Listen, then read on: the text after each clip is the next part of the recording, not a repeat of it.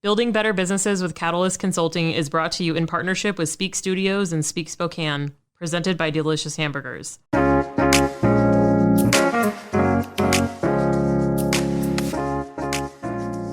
Welcome to Building Better Businesses. I'm Kristen Dees, founder of Catalyst Consulting, an agency that helps small businesses and entrepreneurs start, grow, and level up their businesses. This podcast will bring you interviews with experts in all things business related. Have questions for a business attorney? We've got answers. How about your health insurance? Got you covered there too. New episodes coming your way every week. Find us on the podcasting platform of your choice.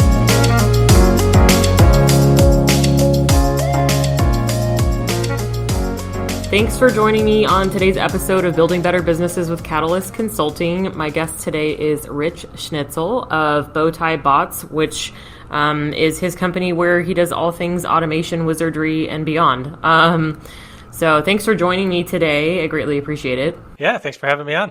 Yeah, I'm excited. When I saw what you do, I was like, ooh, automation. I love that stuff because I do a little bit of process improvement stuff, and that's kind of related. You know, there's a lot of like simplification and repetitive processes and stuff. But before we get into that, tell us a little bit about you as a human being. Who are you? Yeah, so I have a degree in mechanical engineering, which tells you a lot about the way that my mind works and the way that I approach the world. I'm also a card-carrying nerd. I've been the IT person for my family since I can remember, for my immediate family and extended family. I just have like an open invitation to anybody. Call me up, ask me questions. I'll do my best to figure it out and help you out. I'm a husband. I've been with my wife for 14 years, 15 this September. We've been married for 3. And I'm a pretty decent car mechanic. Ah, excellent. All right. I guess that makes sense too, because it's all like the logic, like engineering type of like things go where they're supposed to go, right? I would imagine. Yeah, exactly. There's a rule set and you got to follow the path, you know, and I like the small stuff, electrical, small engines, that kind of stuff. My brother does it too, and we always joke, if it's big, it goes in his wheelhouse. If it's small and detailed, I take care of it. That's good. That's good balance, right? Yeah. Between you guys, everyone's taken care of. Share a fun fact about you. I guess those are some cool facts, though, but do you have another fun fact? I do. So aside from maybe pouring the concrete, which I'm not that great at, I know how to build a house. From the ground up, literally. Yeah, so stickwork, electrical, plumbing, everything. Painting, sheetrock. I can do it all. Have you built a house before then? So my father built my 2 previous homes for my family. So the first one I was really young, the second one I was in high school. So I learned from building that with him. He'd work all day and then we'd come home from school and he'd have a list of tasks for us to do, like lifting walls and helping him out. And then I own my own home now. So now all those skills, I've just extended those beyond that, just from a need of wanting to do stuff or, make a change. Yeah, no, that's handy information to have. I was going to say, so if you were a teenager, then you probably got voluntold to help.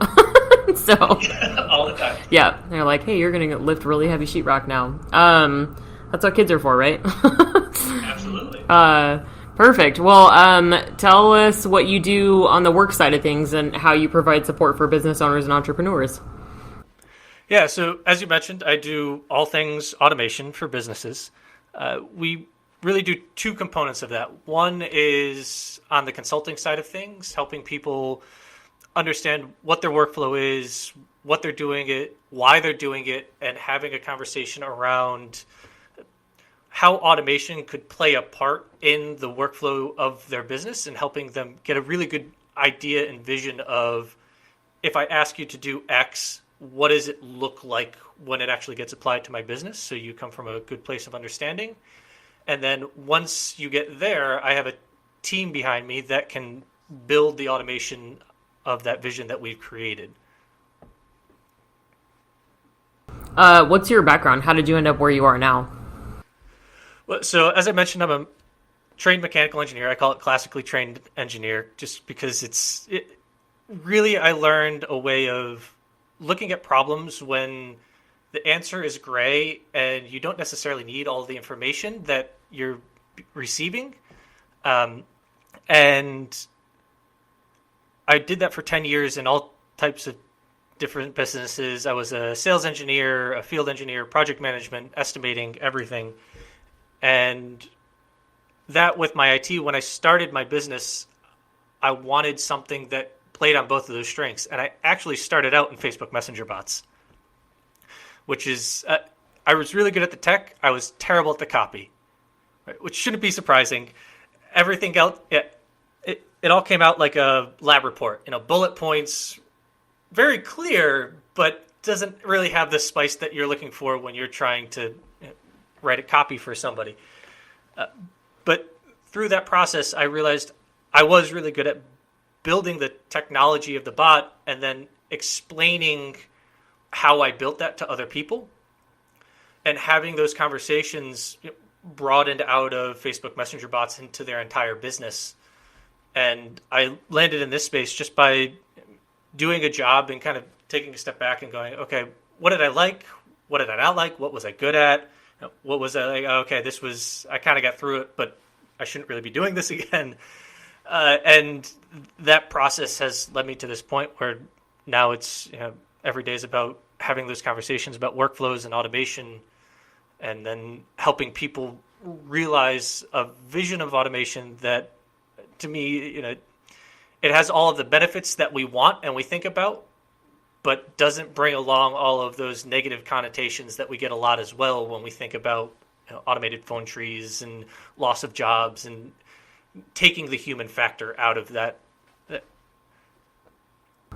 No, it's really cool. It's funny because the way that you describe that is kind of how I describe how I ended up in consulting. I was like, well, I'm really kind of over corporate life. And I decided that I'm like, okay, well, I have 20 years of experience in leadership and business management and operations. So what can I do and what will people pay me for? And then I'm like, these are the things that I like. These are the things that I don't like.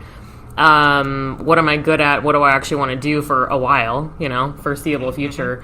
And then that's why I came up with business consulting. So it sounds very similar because you're just like, yeah, these are the things that I was good at and I liked doing, and these things I did not enjoy. But so this is the pathway. Yeah, it's funny. Most people who are entrepreneurs, I kind of describe it as I was good at something, somebody would pay me for it, so I just kept doing it, and then all of a sudden I turn around and I have a business doing this thing. It's not really like a conscious front of mind thing that you're doing. You're just kind of like, okay, I like this. Oh, you'll give me money? Okay, cool. I'll keep doing this. And then you turn around, 3 months, 6 months later, whatever it is, and it's like, oh wow, okay, this is now what I'm doing. This is cool. This is like the real deal. Yeah, I've talked to tons of entrepreneurs, and people that are. I think that happens a lot with like coaches too, like especially when they specialize in something and then they end up going, oh, people want me to teach them how to do what I'm doing.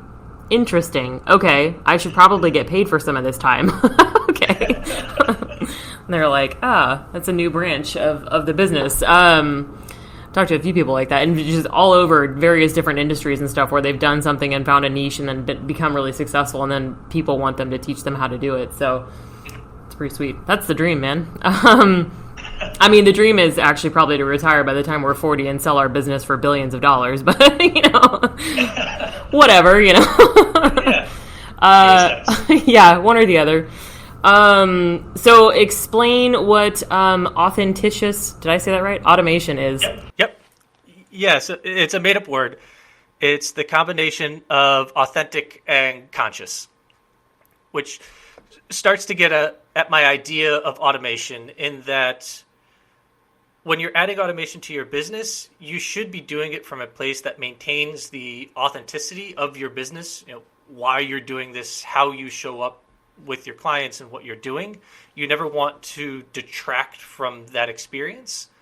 And to make that happen correctly, the decisions you have to make have to be very conscious and front of mind. It's a very thoughtful process of going through the logic of, okay, I'm going to add this. What is it going to do to my business? What is the interaction going to look like? And is that maintaining the authenticity of how I want to present myself and what I do to the rest of the world? I like that. Yeah. Because I think it's kind of what you were saying too, the difference between just like, Facebook bots or any kind of bots and an actual human person, like considering what this looks like. Because I try to approach, like email campaigns and all that kind of stuff. Like anytime I'm like copying and pasting stuff or repeating a process, I try to think about making it feel still a little authentic, I guess. Like it's actually me having the conversation, because I hate that kind of stuff when you can tell it's just a canned copy paste or, automatic thing. So even with my emails and stuff, email campaigns, I try to make it feel genuine. I do a lot of video content too. So it's, at least me talking. So anyway, I like that. It speaks to my soul a little bit. So, when it comes to growing your business, how important is automation to the process versus hiring more people? So interestingly enough, I think of automation almost like another employee or hiring another person. You're just hiring them to do a different task than you would a person.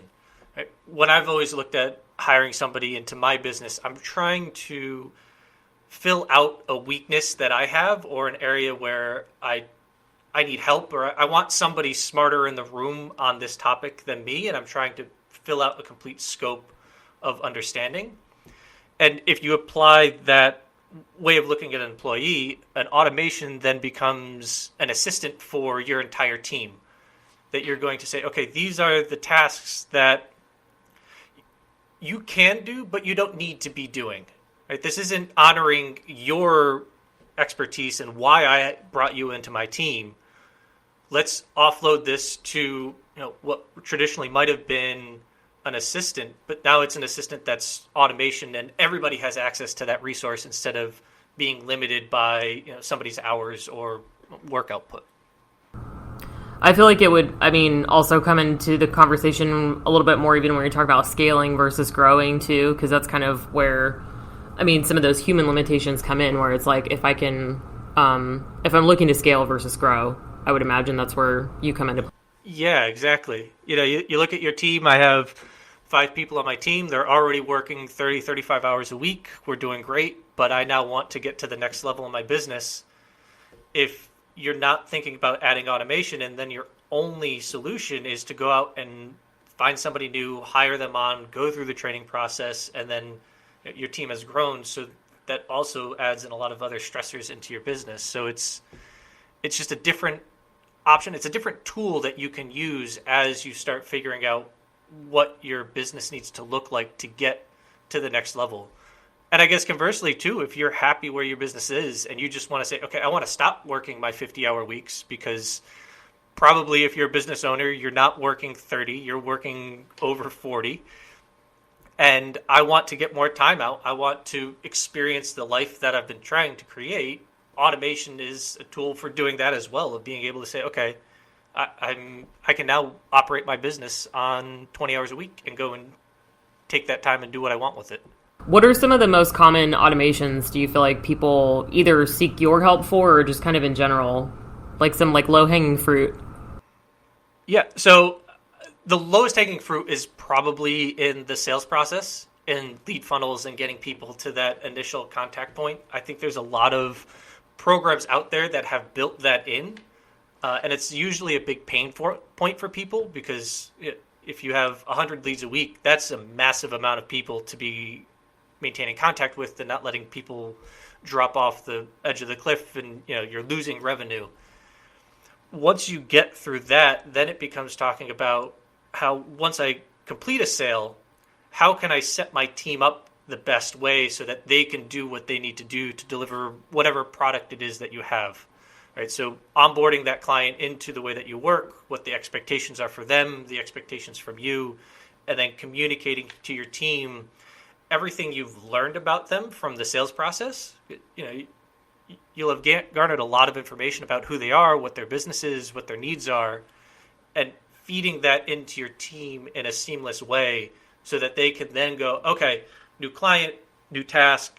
I have all of the information I need right in front of me. I can just sit down and take care of this without having to go hunt and peck for information or ask you questions and come back and have that delay in your process. You're getting through it quicker. The process is the same. We can just make it happen more efficiently. Yeah, no, that makes sense for sure. What's this just popped into my head too, this is a totally random question. What's the weirdest thing that you've automated, or like the craziest project that you've done so far? Craziest project. Or maybe most unusual industry, something like that. Well, one comes to mind. I happen to be working with them right now, but they have a business around helping students who want to go to college write their Common App essays.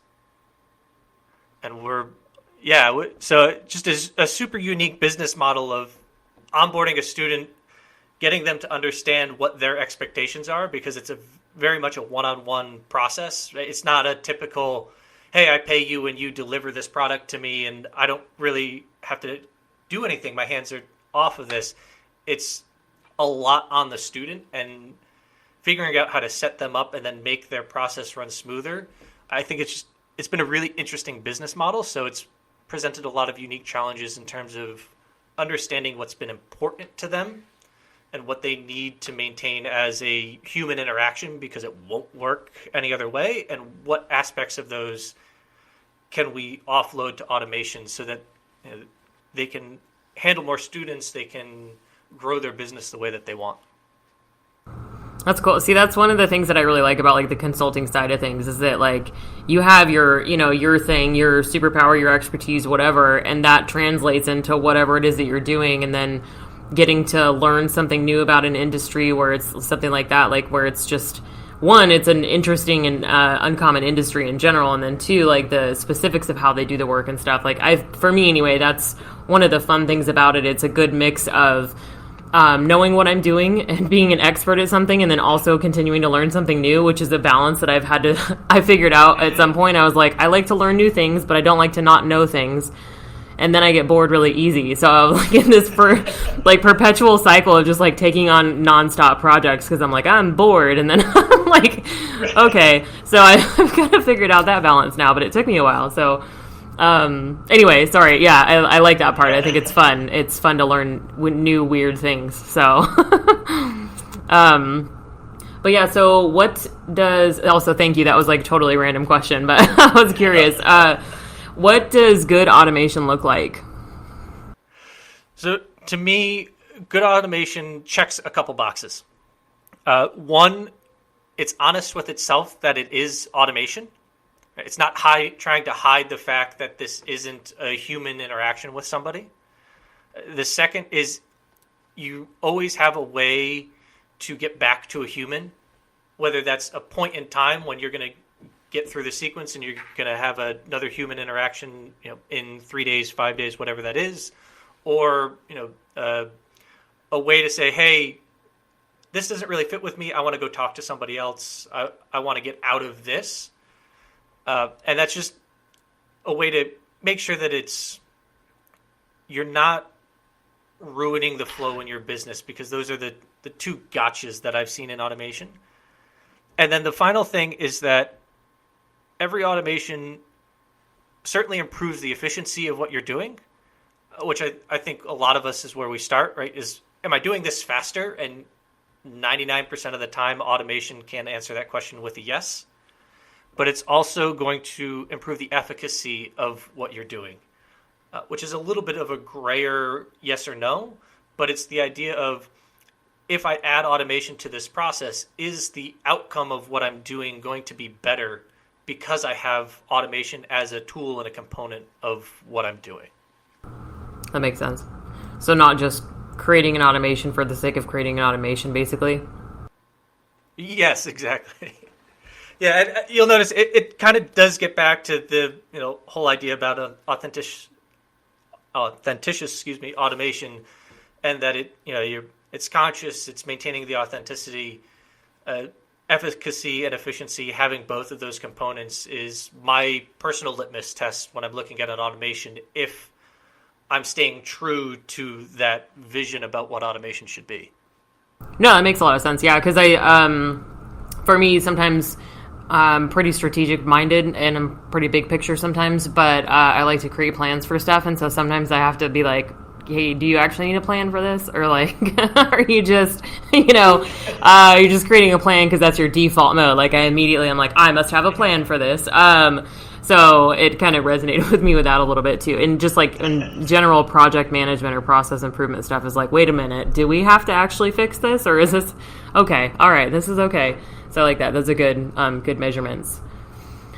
So when someone is thinking about automating their business, what do they need to consider? Like, what are some of the steps that they would kind of go through? So you'll probably love this. The first step is understanding the operations and the workflow in your business, because that understanding allows you to make those decisions and choices of what you're going to automate from a good place and have that understanding. So if you haven't automated anything at all, you really need to start at thinking about what you're doing in your business and how you're doing it.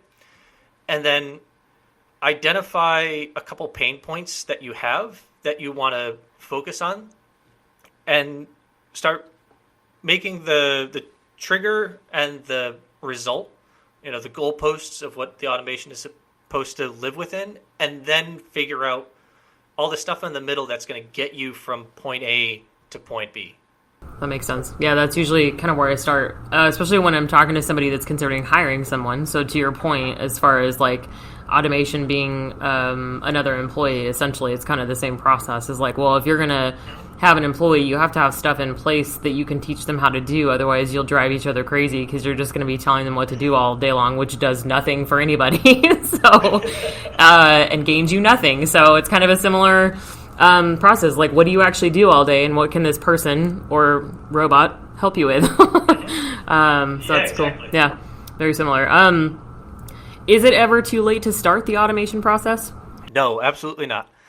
I think it is a little bit more difficult if you have a larger business, because the idea of not being able to see the forest for the trees, if you've been in business for a long time, it will be harder for you to start thinking about the operations of your business and not be like oh, squirrel, because your brain is just thinking about all of the different things that are going on. But the beauty of automation is that really you're making 1% changes that result in a big outcome. So if you've been in business for a while and you're just starting to think about this, what you need to do is scale down to a really tight view what you're thinking about. And think about almost like building with Legos. You don't want to build your entire structure from the very beginning. You want to figure out what your first Lego is, then figure out what your next Lego is and your next Lego is, and start stacking them on top of each other, going through the different steps and chaining events and things together, that then you can take that step back and go, oh, okay, cool. I just automated 10 steps in this process. Now I take a step back and I've realized that I've been able to automate this entire workflow. But I didn't start out going, okay, I want to automate my entire lead process, all of my lead funnels, everything has to come to one source, right? You want to start with one lead. Okay, what do I do with this form or this onboarding funnel? What's that sequence? Then go to the next, then go to the next. Conversely, too, this just popped into my head while you were talking. What about people starting when they're too new? Or do you think that matters? I don't think it matters. I think it's a lot easier. And I would say if you're just starting out, the biggest thing you can automate is your data. Because you are... automation, once you build it, if you change your process, you do have to go back and adjust your automation for the new flow in your business. But when you're making that change, the biggest thing you can have to make a change correctly is to have data and understanding of why you're making that change. How many sales did I get last month? What was the close time from new lead to sale? If I make a sale, how long does it take me to complete it? What's the cost? Just offboard all of that data to a Google Sheet. And then when you step back and go, okay, where am I taking my business? You have the information you need at your fingertips to then start making those decisions. And you will also get to a point as your business grows of, okay, I've been doing this the same way now for 3 months. there's got to be a way to automate this, or I know I can do this in my sleep. If somebody called me up and said, hey, what's this? I could just rattle it off. You do this, this, this, this, this, this, this. Right? Those are the moments where the light bulb should go off and go, okay, this is a really stable thing that I'm working on. What's the next step in that process? And the next step in that is typically to look at adding some form of automation into what you're doing. I think for me too, well, do you consider, or would you consider like a form or a template as part of the process, or just more of a tool along the way? I think it's a tool, because it doesn't have to be a form. It's very commonly used, but there's nothing in the rule book that says that your leads have to come through a form. That's usually one of the first things when you were talking about, I've been doing this the same way for 3 months, etc. Like those are some of the things that were the first things that I created was a template or like a checklist or a form, depending on what the thing is that it is. Because then you're not just recreating the same thing over and over again from scratch. And it's like essentially repeatable. So, yeah, that's been helpful for me anyway, is that like, okay, I've done this a bunch of times. I feel like there's a better way to do this, which is just probably how our brains are programmed too, is just like natural to be like, it seems like there's an easier way to do this. It's just Right. I hate that first 3 months. I'm happy when I get to the 3 months and I get to go, ooh, cool. Okay. Now I get to play. Like, wait a minute. Yeah. Yeah.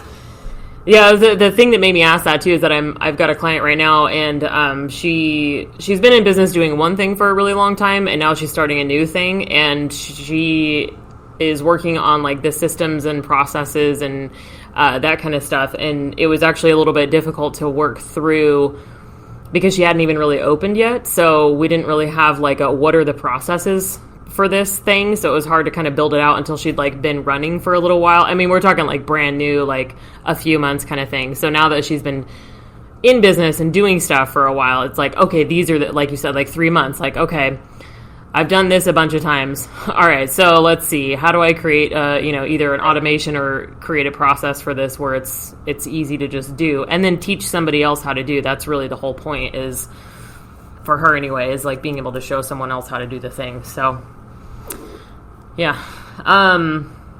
So have you ever run into situations where teams or employees weren't on board with your automation stuff that you're helping with? Yeah, additionally, we do get that a lot.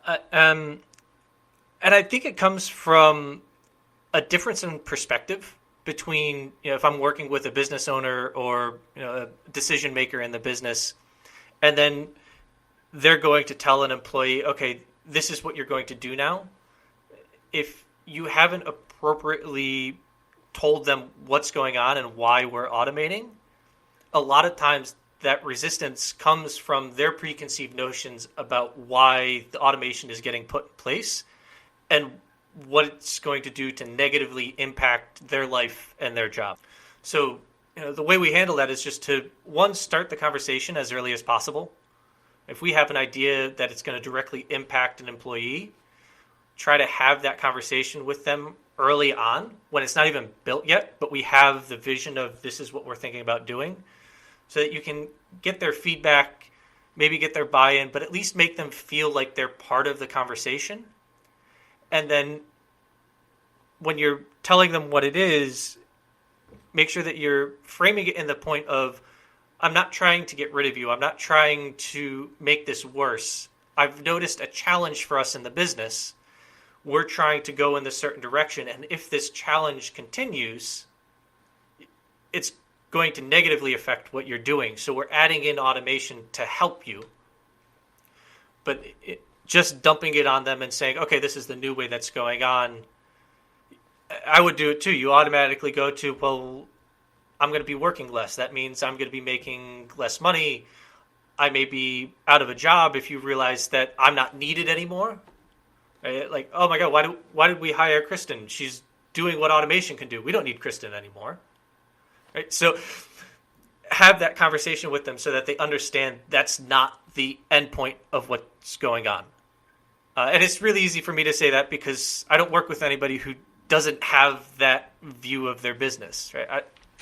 That makes me really sad. I don't want to work with you if your goal is to remove somebody. I want to work with you because you want to grow and you want to make your team happier. To me, that's why I do what I do. Well, and it's, I'm sure you have heard of change management as an industry, which is a whole thing too. I didn't realize that until my last corporate job, because they were just like perpetual, just nonsensical change. It was one of the reasons why I left. And also no change at the same time. It was a real strange, real strange place. Yeah. I was like, lots of PowerPoints, very dry presentations, and yeah. Oh God, yeah. But I got green. For the flashback. Yeah, I know, it's gonna PTSD here. So yeah, I mean, I got green belt certified there, but they had a change management consultant, and so at some point, I actually want to get certified in that because I feel like it's very helpful for what I do. And I mean, it ties into what you were just talking about too, is the change management piece of it. Like you said, you start talking to them early, you have the conversation, you make them feel involved, and then set the expectation. Like, we're not trying to, I mean, because I'm sure there are companies who do make change or try to create automation as a cost-saving and employee-removing feature, but that's not who I want to work with either. So it's like, hey, we're trying to grow the business, scale the business, create more opportunities for people.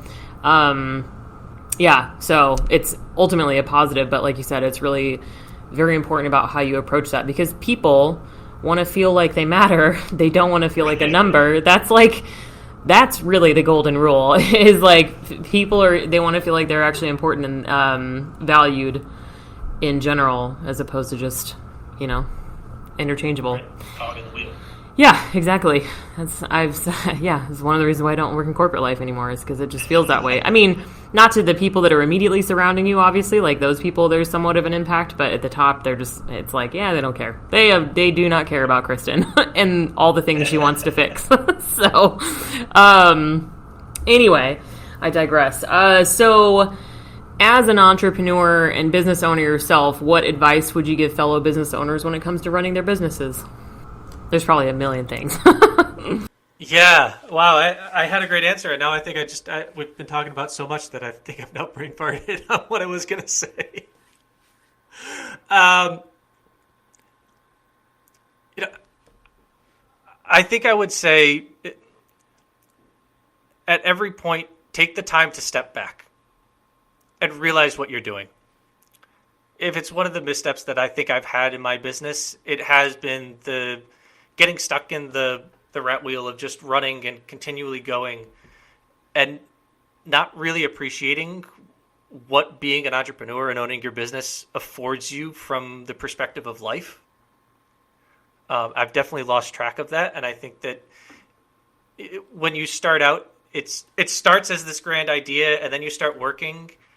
And especially if you come from corporate, you're like shedding all of this corporate trauma and bad habits, and just having that presence of mind to take a step back and be like, okay, I'm going to ditch on a Wednesday afternoon at 11 a.m.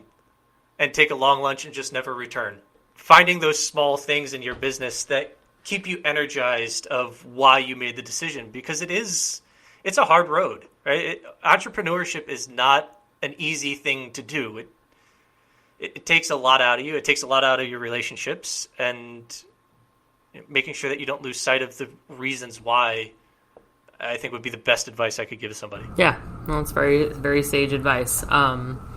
I agree. I think it's tough. It's like you said earlier, you can't see the forest for the trees, and you get so like sucked into the hustle and like doing all the things. I think it's hard for people too to just come out and do the whole work on your business versus in your business kind of thing. And like that's a practice that I know helps me stay focused on that stuff, is like, okay, what's my big picture? What am I actually trying to accomplish here? What's the, besides just like running in a circle and like having forever meetings, what am I doing here? Hold on. So, yeah, no, I like that. It's very good advice. What resources do you wish you had known about at the beginning of your entrepreneurship journey? I wish I had known more about mentorship. I had a couple masterminds that I went to when I started my business. They didn't really resonate with me, and then I never really looked at anything after that, because I didn't realize that mentorship was a thing that I could search out and find somebody to help me, level up quicker, capitalize on their experiences and their knowledge and the community that brings. And having since found a mentor to work with, it's completely changed the way that I think about and interact with my business. And I'd say the second piece is I wish I had found a mindset coach on day one. Yeah, I think with mentorship too, it's an interesting, because I just naturally just started networking. Like that was the thing that I was like, well, I have to like get my name out. And I'm obviously business to business, right? It's service-based. So I'm like, I need to go just like you, make connections with other business owners. So I'm just going to start networking. And then through that process, just found a ton of people that way, but it wasn't necessarily intentional. And I don't think people always think about that either. Like, one, surrounding yourself with other like-minded business people is different from trying to get support from your friends and family, especially if they aren't business owners or entrepreneurs. Because it's a whole different kind of conversation, Most people think you're crazy pants for doing this thing. They're like, wait, what are you doing? Why do you not sleep anymore? I don't understand. Rich, why are you crying? It's a Wednesday afternoon. Yeah. But yeah, no, that's great. I've had a few people give that piece of either as advice or as something that they wish they'd done. And it was mentorship, coaching, mindset coach, all that kind of stuff is super valuable. Even if it's just, like you said, a mentorship, like maybe you can't pay for services right now because you're starting out, like seek it out. I just had somebody reach out to me, and so we're doing kind of like a trade agreement because she was like, I don't have the money, but I seriously need some help. So yeah, those moments when, like you said, you're crying and you're in the corner huddled in a ball because the world is falling around you. Having a group of entrepreneurs who have gone through it, who you can have those conversations with, and then having somebody you can go to talk to that can say, okay, this is what's going on. This is why you're feeling this, and this is how you can move past it and grow through that. I think it's the most powerful way for business owners to change their relationship with their business. Yeah. Yep. Totally agree. Yeah, because there's going to be tough days and all that, and you will cry in a ball in the corner sometimes. It's fine. Yeah, you're just like, yeah, exactly. You're just like, I'm so stupid. Like, what am I doing? Like, what is this? Why do people pay me money? Like, I'm an idiot. There's some of that. I get imposter syndrome sometimes, especially when it's like real dark, and I'm like, man. Or you realize that 1,000 people follow you on social media and actually look at your ideas and thoughts, and you're like, what happened? I was comfortable with 10 that were my family and friends because they took pity on me. Now these are strangers. I don't know what's going on. Yeah, people actually think I know what I'm talking about. Oh, no. Okay. Oh, this is bad. This is really bad. Yeah, it's so fun, though. Like, I would never... I'm a nightmare. I could never work for anyone again. I work when I want, and I go golf when I want, and I do what I want, I'm just like, I roll in whenever I feel like it. I mean, it's usually around 9, but still. Right. Yeah. It makes me realize why I was such a terrible employee. Oh, God, yeah. A past life. It was like, okay, it makes sense.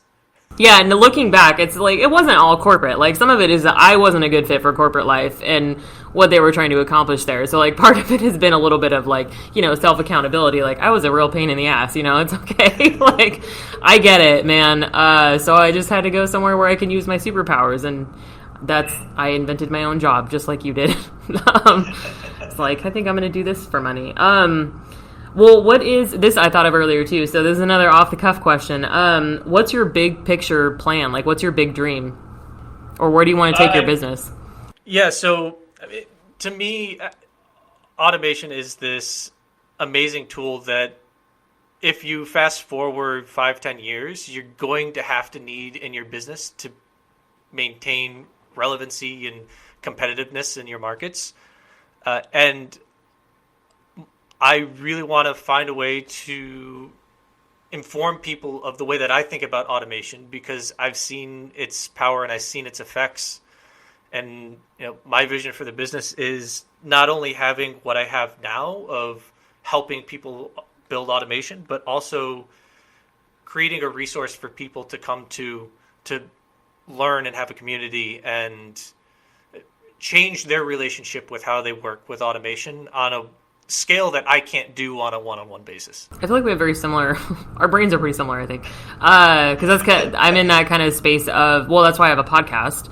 And then a Facebook group, and I'm like trying to add other resources to like my website and stuff where I can have like online courses, and here's all the resources that you need for how to start your business in all these, the different areas that I kind of have outlined, my pillars, as I call it, which I still hate. Every time I say it, I'm just like, oh God, could I use a better business buzzword, please? Like synergy or something. Anyway, but yeah, because it's like I want to be able to help people, and there's people that either don't need or can't really afford one-on-one consulting stuff, and I just don't want to do that forever either, but I still want to be able to help people. So it's like, how can I expand my reach, basically? So I like it. Do you have a Facebook group or anything? I am building one right now. Nicely timed question. I'm actually building out kind of the vision for starting that next phase in my business right now. So I'm starting up a Facebook group and a course for onboarding people into, if you're just thinking about automation, how do you think about this? Some tools to start going down that path. Okay. Yeah, no, that's great. That's perfect. Yeah, automation is, we talk about process efficiency. I'm just like nerding out. When that's how your brain works, It's similar to, I don't know if you've ever talked to like a professional organizer before, but they think the same way sometimes. It's all like efficiency, effectiveness, like those kinds of things. So like anytime I talk to somebody it's the same kind of brain, like our brains do the same things. It's like, oh, hold on, I must create order and structure out of chaos, which is regularly what I tell people I do, is create structure out of chaos. So yeah, no, definitely. In college, my roommates always used to push one of my books just slightly out of alignment and time how long it took me to recognize it and move it back, because my books were always, nicely stacked. Everything was in order on my desk, and they just go over and go like, yeah, I used to do that at the grocery store. I used to like cereal boxes and stuff. Such nerds. Everything should go where it goes, like that's the way the world should be. That's too funny. And then the chaos people are just like, oh my God, you guys, let it go. Well, I think I sort of answered my next question, was just how we can support you. I'll have you send me your links too, so I can put them in the show notes and in our like social media posts for the episode too. So if you have your Facebook group up and going at that point, or just how to find you, that would be cool to send me that stuff. Yeah, I'll absolutely send you that over. I have a guide I can send you over too. It's how to simplify your business to 5 steps. And then once you have simplified it, how you then start adding in detail to figure out what the workflow in your business is, and just a different way of approaching that question and figuring that out. Yeah, no, that's awesome, because I like giving freebies and stuff. I feel like it's helpful. It's like, here's like, start framing out what you're trying to accomplish, and then if you need more help from me, then we can go from there. I joke that it's me selfishly training my clients for how they should act and what they should be thinking when they come to me. I like that. Yeah, because I have a business checklist that I give away too, and then social media one. I'm like, hey, here you go. This is the basics. Yeah, and then it helps kind of like frame up the conversation a little bit. Like I send a questionnaire sometimes too when if I haven't met the person before and we're doing the intro, I send a little questionnaire. It's like 10 questions or something that just kind of helps frame the conversation for like, this is what we're going to talk about. This is what we're going to get accomplished. I like it. Training your customers. It's good. Cool. Well, anything else before we go? Anything I forgot to ask you, or anything you wanted to mention? No, I think we hit it. We hit the guide. I'll send you the links to get in contact with me, my website and LinkedIn links. So people can find me and send me a message if they want to continue the conversation. But this has been awesome. Thank you. Yeah, no, thank you. I was pretty excited about this one. I was like, yay, organization nerd. Yeah, that makes me happy. Yeah, yep. I mean, the bow tie helps, but I was excited about the automation too. Yeah, bow tie is pretty sweet. So cool. Well, yeah, thanks for hanging out with me, and I will talk to you soon, I'm sure. Have a great day. Thanks for having me.